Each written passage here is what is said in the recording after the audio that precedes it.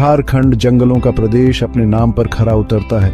हरी भरी पहाड़ियां जहां तक नजर जाती है फैली हुई हैं। झरने पुराने चट्टानों से गिरते हैं, उनकी आवाज पेड़ों में गूंजती है। आदिवासी गांव प्राचीन लय के साथ धड़कते हैं।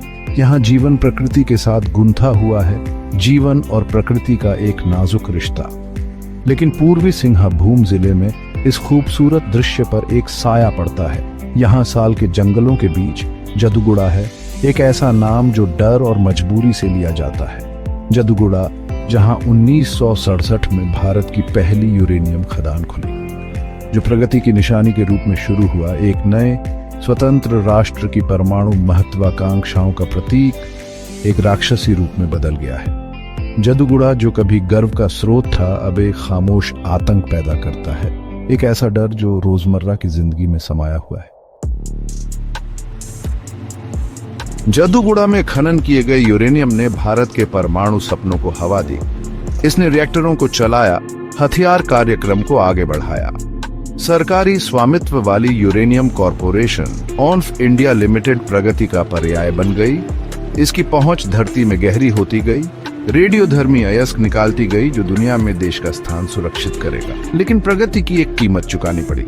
खनन प्रक्रिया, खुदाई से लेकर प्रसंस्करण तक, रेडियोधर्मी कचरा पैदा करती है। टेलिंग के रूप में इस घातक उपोत्पाद को खुले तालाबों में फेंक दिया गया, जिससे यह मिट्टी में रिस गया, पानी में मिल गया। कभी शुद्ध हवा रेडियोधर्मी धूल से भर गई, जो हवा द्वारा घरों, फसलों, अनजान लोगों पर बैठ गई। आज जदुगुड़ा यूरेनियम की जहरीली विरासत के निशान खुद पर लिए हुए है। कभी साफ नदियां अब खदान के कचरे से लाल बहती हैं, उनका पानी जहरीला हो गया है। हवा में सड़ांध है जो जीवन के हर पहलू में व्याप्त अदृश्य खतरे की निरंतर याद दिलाती है। बच्चे विकृतियों के साथ पैदा होते हैं, उनके अंग टेढ़े मेढ़े, उनका दिमाग कमजोर। महिलाएं धीमी आवाज में गर्भपात, मृत जन्म की बातें करती हैं, एक ऐसे भविष्य की जो डर में डूबा है।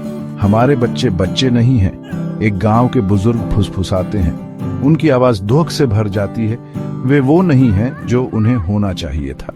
वृत्तचित्र, बुद्ध वीप्स इन जदुगुड़ा इस दुखद वास्तविकता को उजागर करता है। यह खामोश दुख, गुस्से एक ऐसे समुदाय की निराशा को दर्शाता है जिसे उन्हीं ताकतों ने धोखा दिया जिन्होंने उन्हें प्रगति का वादा किया था। जदुगुड़ा की कहानी कोई अकेली कहानी नहीं है। ये विकास की मानवीय कीमत, पर्यावरणीय विनाश का खामियाजा हाशिए पर रहने वाले समुदायों को भुगतना पड़ता है, इसकी एक भयानक याद दिलाती है। लेकिन निराशा के बीच प्रतिरोध भी है। सोमा पारुई और जेवियर कुजूर जैसे कार्यकर्ता सच्चाई को उजागर करने, जवाबदेही की मांग करने के लिए अपनी जान जोखिम में डालते हैं। हम चुप नहीं रहेंगे, पारुई घोषणा करती हैं। उनकी आवाज में विरोध झलकता है।